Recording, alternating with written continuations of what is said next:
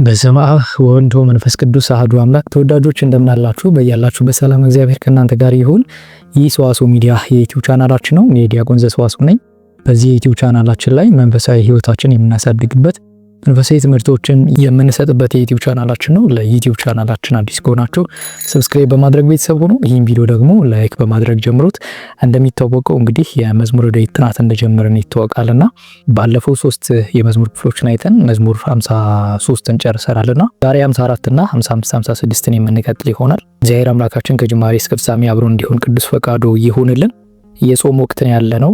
ጾም ደግሞ ነፍሳችን የምትፈወስበት ጊዜ ስለሆነ መዝሙረ ዳዊትም ደግሞ አብዝተን የምንጸልይበት ጊዜ ነው። በጸሎት እየበረታን ስንሄድ ኃይላችን እየታደሰ ይመጣል። ከእግዚአብሔር የራቅ ስንሄድ ደግሞ እንግዲህ የኃይል ምንጭ እሱ ስለሆነ ኃይላችን እናጣለን ማለት ነውና ጠላት ሰዎችን በብዙ መንገድ ሊፈትን ይችላል። ፈተናችን የምናልፈው ደግሞ በእግዚአብሔር ቃል ነው። እግዚአብሔር ቃል የታመሙትን ሁሉ ይፈውሳል፣ የወደቁትን ሁሉ የሚያነሳ ነው።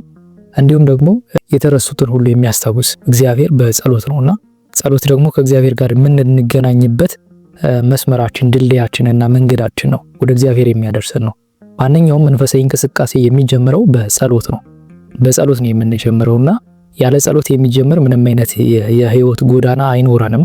ህይወታችንን በጸሎት ከጀመርነው የምንፈልገውን ለማግኘት ወይም ደግሞ አንድ ነገር ስንጀምር በጸሎት ከተጀመርነው እግዚአብሔርን ጠይቀን ስለሆነ የምንጀምረው ባይሆን እንኳን ብዙ ዋጋ የሚያስከፍለን ነገር አይሆንምና ጸሎት በመንፈሳዊ እድገታችን ውስጥ ወደ እግዚአብሔር የምንደርስበት መንገዳችንና ድልድያችን ነው። እንዲሁም ደግሞ ለስጋ ህይወታችን ደግሞ በረከት የሚያሰጠን ነው። ጸሎት በአጠቃላይ ከእግዚአብሔር ጋር መነጋገር ነው ይላል ቅዱስ ዮሐንስ አፈወርቅ። ከእግዚአብሔር ጋር ስንነጋገር ያው እግዚአብሔር የማይታይ ረቂቅ ስለሆነ ስለማናየው እንጂ አንድ ቅዱስ ስሙን ስንጠራው ፈጥኖ እንደሚደርስ፣ አንድ መልአክ ስሙን ስንጠራው ፈጥኖ እንደሚደርስ እግዚአብሔርም በዚህ ልክ እኛን ፈጥኖ ይሰማናል፣ ያደምጠናል። እና ብዙ ጊዜ በጸሎት ሂደት ውስጥ መሰላቸት፣ መድከም የሚመጣው እግዚአብሔር አብሮን እንዳለና ስሙን ስንጠራው አብሮን እንደሚሆን ስለማናምን ነው። ጠላት በብዙ መንገድ እንደሚፈትነን እናምናለን። እግዚአብሔር እንደሚረዳን ግን ብዙ አናምንም። እና ሁልጊዜም ቢሆን ከጠላት በላይ የእግዚአብሔር ኃይሉ ኃያል እንደሆነና ጠላታችን ፍጡር ነው፣ ደካማ ነው። ኃይሉ ደግሞ የተወሰነ ነው። የእግዚአብሔር ኃይል ደግሞ የማይወሰን በዚህ ጊዜ ተገኘ በዚህ ጊዜ ያልፋል የማይባልና ዘላለማዊ ስለሆነ ያን አባታችን የምናገኘው ደግሞ ከእርሱ ጋር በመነጋገር በጸሎት ነው። ስለዚህ በጾሙ ነፍሳችን የምትታደስበትና ከእግዚአብሔር ጋር የምንገናኝበት ወቅት ስለሆነ በደንብ መዝሙረ ዳዊትን አብዝተን ልንጸልይ ከሚገባው የጸሎት ክፍሎች መካከል አንዱ መዝሙረ ዳዊት ነው። ሁልጊዜም ቢሆን መዝሙረ ዳዊትን መጸለይ ያስፈልጋል ማለት ነው እና ወደ እግዚአብሔር የሚያደርሰንና ከእግዚአብሔር ልብ ጋር እንድንገናኝ የሚያደርገን ከክፉ ነገራችን ከክፉ ስራችን እንድንሸሽ የሚያደርገን የመንፈሳዊ መንገድ መጀመሪያ ጸሎት ስለሆነ ሁልጊዜም ቢሆን አብዝተን መዝሙረ ዳዊትን እንጸልይ። ዛሬ 3 የመዝሙር ክፍላትን እንመለከታለን። መዝሙር 54፣ 55 እና 56 ይሆናል። የመጀመሪያው መዝሙር 54 ነው። አቤቱ ጸሎቴን አድምጥ፣ ልመናዬንም ቸል አትበል፣ ተመልከተኝ ስማኝም። በሐዘን የተቅበዘበዝኩ ተናወጥኩም፣ ከጠላት ድምፅ ከአመፅ ግፍ የተነሳ አመፃ በላይ ጥለውብኛልና በቁጣም ጠልተውኛልና እያለ የሚቀጥል የመዝሙር ክፍል ነውና ይህ የመዝሙር ክፍል እንደውም በርሬ አርፍ ዘንድ እንደ ርግብ ክንፍ ማን በሰጠኝ እያለ ቅዱስ ዳዊት ወደ እግዚአብሔር መድረስን ወደ እግዚአብሔር መቅረብን አብዙት የሚፈልግበት የመዝሙር ክፍል ነው። ከአውሎ ነፋስ ከብርቱ ነፋስ ሸሽቼ በፈጠንሁ አልሁ ይላል። ወደ እግዚአብሔርም አቤቱ ግፍና ጠብን በከተማ ውስጥ አይቻለሁና አስጠማቸው አንደበታቸውንም ቁረጥ እያለ ወደ እግዚአብሔር የሚጮህበት እግዚአብሔርን የሚጠይቅበት የመዝሙር ክፍል ነውና ማን በነገረኝ ወደ እግዚአብሔር ማን በክንፍ በርሬ አርፍ ዘንድ እንደ ርግብ ክንፍ ማን በሰጠኝ ወደ እግዚአብሔር ይላልና በዛ በጨለማው ቢሄድ በዚህም ቢሄድ አንተ ሁል ጊዜ አለህ ዘላለማዊ ነህ እያለ የሚያመሰግንበት እግዚአብሔርን በልመና የሚጠይቅበት የመዝሙር ክፍል ነው። ይህ የመዝሙር ክፍል የመጀመሪያው ሰዎች ረጅም መንገድ ከመሄዳቸው በፊት ሊጸልዩት የሚገባ የመዝሙር ክፍል ነው። መንገዳቸውን እግዚአብሔር ሰላማዊ እንዲያደርገውና እግዚአብሔር መንገዳቸውን እንዲባርክላቸው የተቀደሰ የመንገድ ጉዞ እንዲኖራቸው መልካም የሆነ ጉዞ እንዲኖራቸው እግዚአብሔር ያደርጋል። ይሄንን የመዝሙር ክፍል መጸለይ ያስፈልጋል። መንገዳችን መልካምና የተቃና እንዲሆንልን ማለት ነው። ስለዚህ መዝሙር 54ን ገና ከመውጣታችን ከቤታችን ጀምሮ 7 ጊዜ ጸልየ ነው መንገዳችን ብንጀምር እግዚአብሔር አምላክ ከመንገዳችን ሰላምና ፍቅር ያለው የመንገድ ጉዞ ያደርግልናል ማለት ነው። ስለዚህ ብዙ መንገድ ረጅም መንገድ ለምትሄዱ ሁሉ ይሄ የመዝሙር ክፍል ልትጸልዩት የሚገባ የመዝሙር ክፍል ነው ማለት ነው። ይህ የመዝሙር ክፍል በሁለተኛ ደረጃ የምንጠቀመው ደግሞ ጊዜም ቢሆን ሰላማዊ የሆነ ህይወት እንዲኖረን ለማድረግ የምንጠቀምበት የመዝሙር ክፍል ነው። በጣም የሚገርማችሁ ይህ የመዝሙር ክፍል አቤቱ ጸሎቴን አድምጥ፣ ልመናዬንም ደግሞ ቸል አትበል። ሁልጊዜ የምጸልየውን ያን ጸሎቴን ቸል አትበልብኝ፣ ስማኝ አድምጠኝ ነው የሚለው ቅዱስ ዳዊት። ተመልከተኝ፣ ስማኝም፣ እየኝ፣ ተመልከተኝ፣ አድምጠኝ። የምናገረውን ያን ምንም በንጽህና እንኳን ባይሆን በቅድስና እንኳን ባልበቃ ግን ያን የሚጮኸውን ጸሎቴን ስማኝ እያለ ነው የሚጸልየው። ከዛ በሐዘን የተቅበዘበዝኩ ተናወጥኩ፣ ከጠላት ድምፅ ከአመፃም ግፍ የተነሳ አመፃም በላይ ጥለውብኛልና በቁጣ ጠልተውኛል እያ ጠላቶቹ እንዳሳደዱት ብዙ መከራ እንዳደረሱበት የሚጠይቅበት የመዝሙር ክፍል ነው ቅዱስ ዳዊትና ይህን መዝሙር ሁልጊዜም ቢሆን ሰላማዊ የሆነ ህይወት እንዲኖረን እግዚአብሔር አምላክ ክፉ ነገር ሁሉ አርቆ በሰላም ሁልጊዜም ቢሆን በሰላም ለመኖር የሚያገለግለን ነው። አስታውሱ፣ ሁልጊዜ በሰላም ለመኖር ከእግዚአብሔር ጋር መሆን ይጠይቃል አይደለ? ከእግዚአብሔር ጋር ካልሆነን ሰላማዊ የሆነ ህይወት አይኖረንም። ምክንያቱም የሰላም አባት እግዚአብሔር ስለሆነ የሰላሙን አባት እግዚአብሔርን ከያዝን ግን ሁሉ ህይወታችን ሁሉ ሰላም ይሆናል። ስለዚህ የመዝሙር ክፍል ደግሞ ሰላማዊ የሆነ ህይወት እንድንመራ የሚጠቅመን የመዝሙር ክፍል ነው ማለት ነው። ስለዚህ ሁልጊዜም ቢሆን ጠዋት ሶስት ጊዜ የምትጸልዩት መሆን መቻል አለበት ማለት ነው። ይሄ የመዝሙር ጊዜ በህይወት ዘመናችሁ ሁሉ ጠዋት ልትጸልዩት የሚገባው ጸሎት ነው። በህይወት ዘመናችን ሰላማዊ የሆነ ህይወት ለመምራት የሚጠቅመን። ብዙ ሰው ከእግዚአብሔር ሸሽቶ መከራ ሲደርስበት ነው ወደ እግዚአብሔር የሚመጣው። ስለዚህ ከእግዚአብሔር ጉያ ውስጥ ሆነን ከእግዚአብሔር እቅፍ ውስጥ ሆነን ግን ህይወታችን የምንመራ ስጋ ህይወታችን የምንመራ ከሆነ ጠበቀው ስለማይለይን ሰላማዊ የሆነ ህይወት ይኖረናል።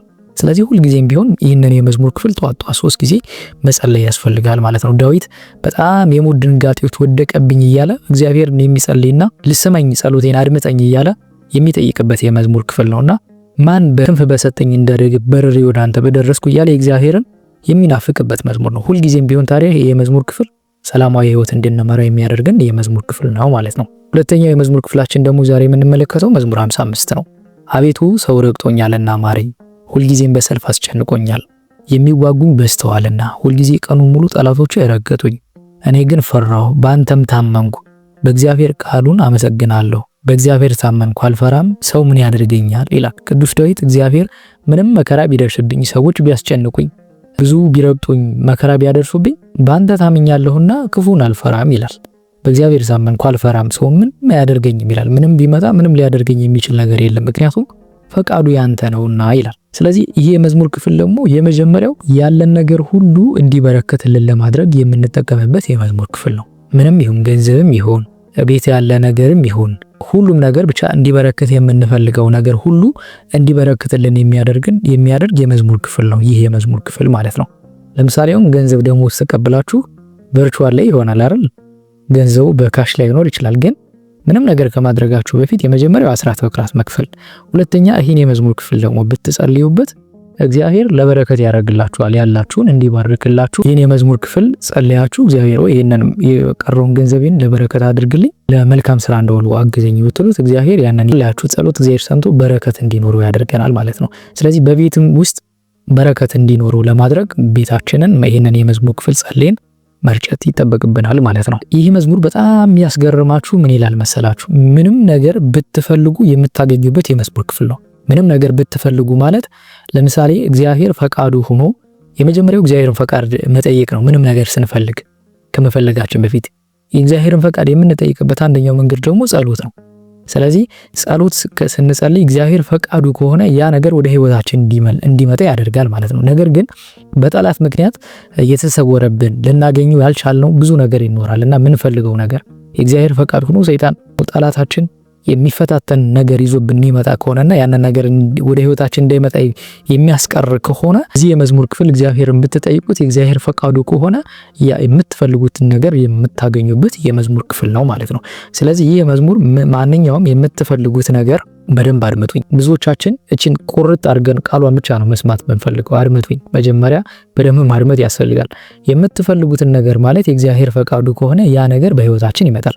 እግዚአብሔር እንደ መልካም አባት ነው ይላል ቅዱስ ዮሐንስ አፈወርቅ። መልካም አባት የሚያስፈልገውን ነው ለልጁ የሚሰጠው። እኛ የምንፈልገው መልካም ነገር ቢሆንም ግን ያ መልካም ነገር የማይጠቅመን ከሆነ ደግሞ የእግዚአብሔር ፈቃዱ አይደለም ማለት ነው። ምክንያቱም እንደ አባት ያ ነገር እኛን ይጎዳ ስለሚል ያ ነገር እንዲቀር ያደርጋል። የእግዚአብሔር ፈቃዱ ከሆነ ግን መልካሙ ነገር ወደኛ ህይወት እንዲመጣ ያደርገዋል ማለት ነው። ስለዚህ የምንፈልገው ነገር የእግዚአብሔር ፈቃዱ ከሆነ በህይወታችን ልናውቀው የሚገባው ትልቁ ነገርም ይሄ ነው። በእግዚአብሔር ፈቃድ ማመን የእግዚአብሔር ፈቃዱ ነው ወይ እኔ ብፈልገው እግዚአብሔር እንዲያስደስተዋል ብሎ መጠየቅ ያስፈልጋል። ስለዚህ የመጀመሪያው ይህንን የመዝሙር ክፍል ጸልያችሁ እግዚአብሔር ብትጠይቁት እግዚአብሔር በዚህ መዝሙር በኩል መልስ ይሰጣችኋል ማለት ነው።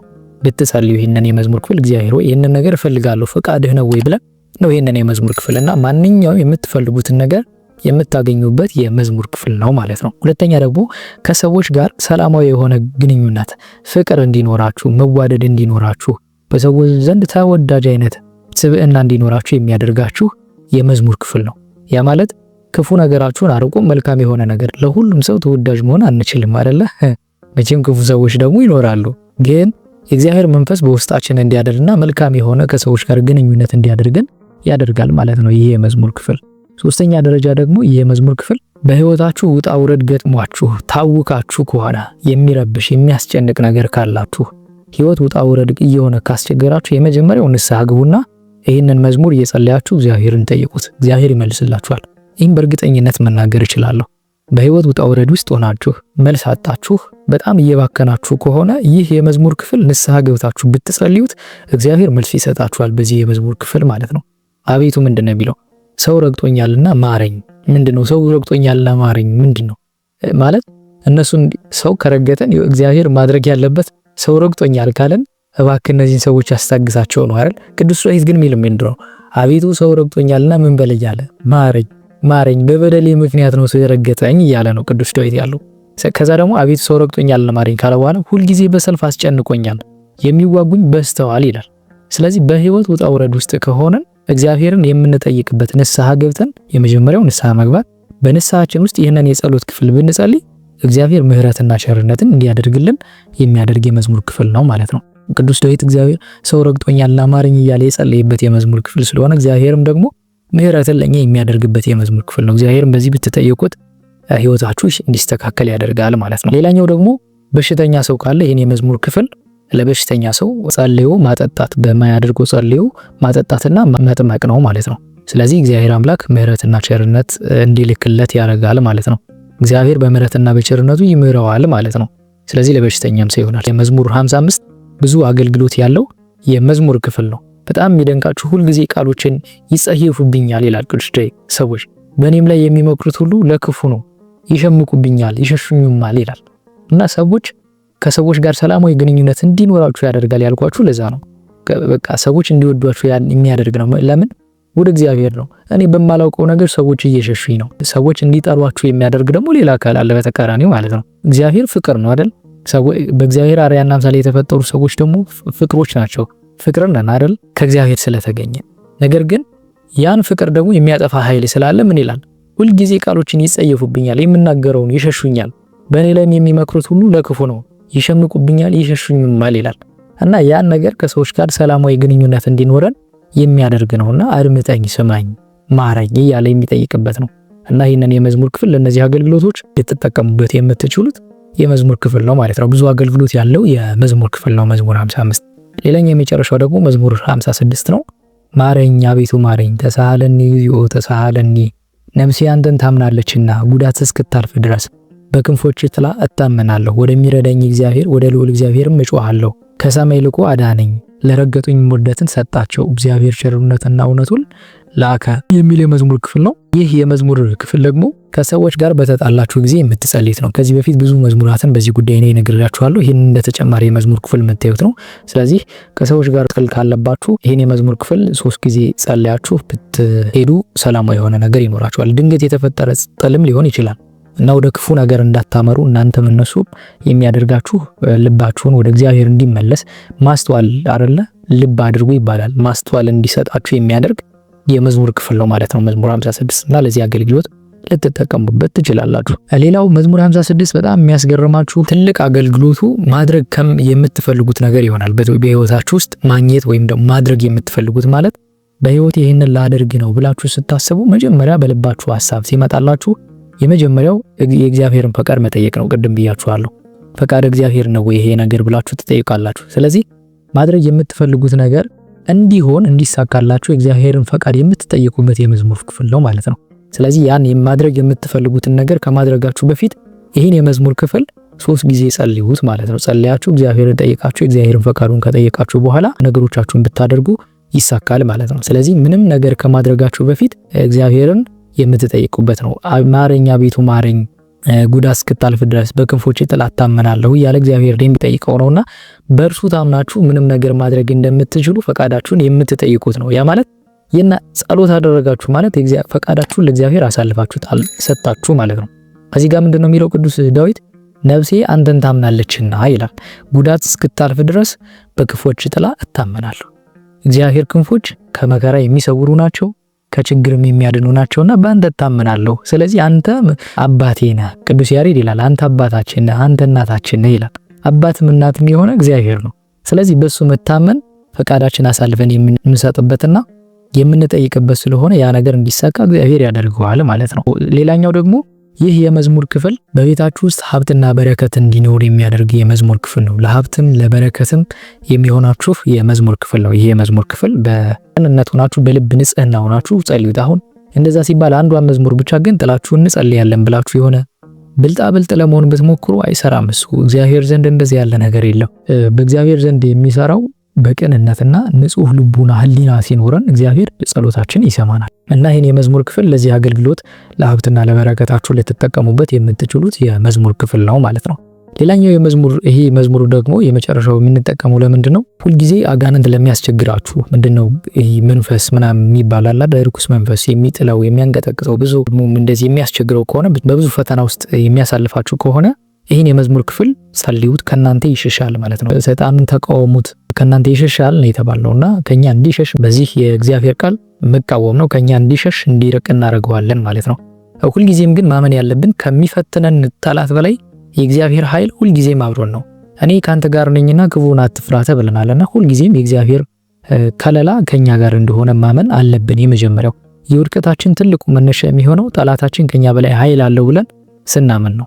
የተሰወረውን እኛ እናይም፣ እግዚአብሔር ደግሞ ተሰወረ ከአይና በአይናችን በስጋው አይናችን ስለማናየው የለም ካጠገባችን አይረዳንም ማለት አይደለምና ሁልጊዜም እግዚአብሔር አብሮን ነውና እግዚአብሔር አምላካችን ችግራችን ሁሉ ያስወግድልን።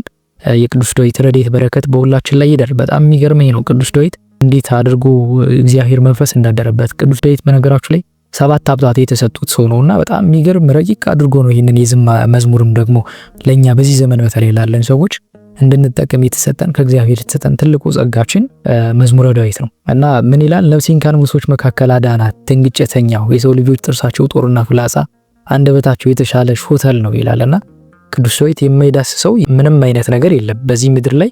ሁሉም የሆነውን ነገር ሁሉ ዳስሷል። የቅዱስ ዳዊት ረድኤት በረከት በሁላችን ላይ ይደርብን። የሰማነውን በዝነ ልቦናችን ያሳድርብን። አቤቱ ቅዱስ እግዚአብሔር አምላካችን በአንድ ልጅ በጌታችን በአምላካችን በመድኃኒታችን በኢየሱስ ክርስቶስ በእርሱ ያለ ጸን ክብር ላንተ ይገባል። ከእርሱም ጋራ ከመንፈስ ቅዱስም ጋራ ትክክል የሚሆን ዛሬም ዘወትርም ለዘላለም አሜን። ይቆየን። በያላችሁበት ሰላም እግዚአብሔር ከእናንተ ጋር ይሁን። ይህን ቪዲዮ ለሌሎች ወገኖቻችን ሼር እናድርግ።